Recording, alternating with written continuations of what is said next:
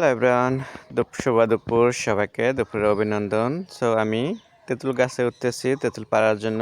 তেঁতুল পাড়ে লাস্ট পর্যন্ত আমি কি বানাবো সেটা দেখার জন্য আমার ভিডিওটাকে লাইক করবেন, চ্যানেলটাকে সাবস্ক্রাইব করবেন।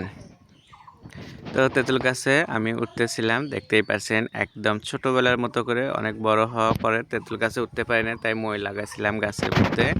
তেঁতুল পারবো এখন। তো তেঁতুল প্রচুর তেঁতুল উপরে ধরেছে, তো সেগুলো তেঁতুল কিন্তু এখন আমি দেখা গেছে হাতে পারতে পারবো না। আবার আমার এখান থেকে লাগবে একটা আকুর দাও দিয়ে পারে নিলাম। তারপরে চলে আসলাম নিচে, আসার পরে যে তেঁতুলগুলো দেখাচ্ছি আর গাছ থেকে কাঁঠালের মুচি আমি নিচ্ছি ভেঙে ভেঙে। সো বেশ কয়েকটা কাঁঠালের মুচি নেব, ছোট বড় মিক্স করে নিচ্ছি আমি।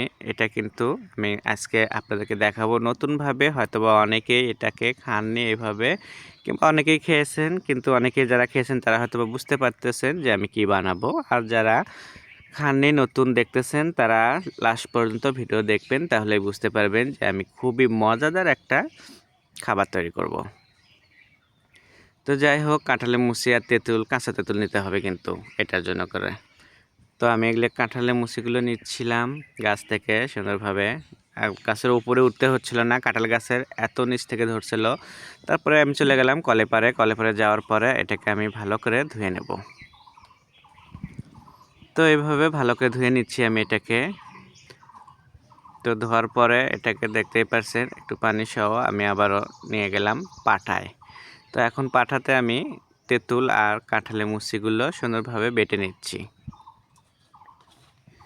তারপরেও এখনও আপনারা বুঝতে পারতেছেন না অনেকেই হয়তোবা যে আমি এটা কী বানাবো। তো লাস্ট পর্যন্ত দেখেন, তাহলেই বুঝতে পারবেন। তো ভিডিওর মধ্যে আমি এখানে কাঁঠালের মুচি আর হলো কাঁচা তেঁতুল আরও যে উপকরণগুলো আছে সেটাও আমি আপনাদেরকে দেখাবো।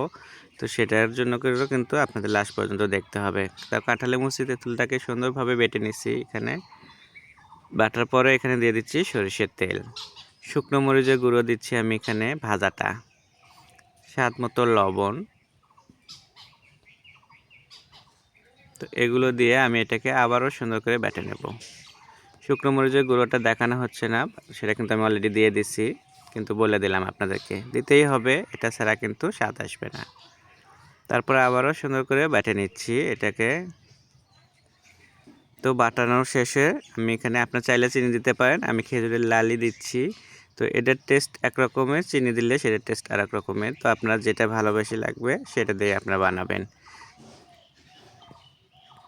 তো এইভাবে আমি বানিয়ে দেখালাম আপনাদেরকে কাঁচা তেঁতুল আর কাঁঠালের মুচি দিয়ে ভর্তা। তো এই ভর্তাটা খেতে খুবই ভালো লাগে দুপুরবেলা রোদের টাইমে।